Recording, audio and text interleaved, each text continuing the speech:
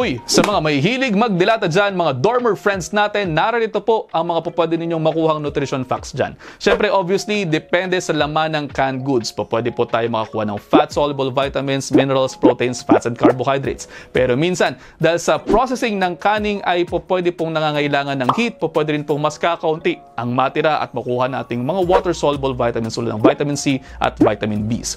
Pero kahit pa paano, kung hindi naman lagi-lagi isang convenient and affordable way naman ito sa pag-i-incorporate ng mas maraming fruits and vegetables sa ating mga diet.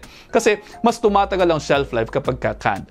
Ang ating tip lamang po ay to make wiser choices dahil nga gusto natin ay 1 minute wiser kayo rito. Kapag titingin kayo ng mga canned fruits, piliin po ninyo ang mga canned in water at 100% juice on its own juices. Meron kasing mga naglalagay ng high fructose corn syrup, wag yan ang bilhin ninyo.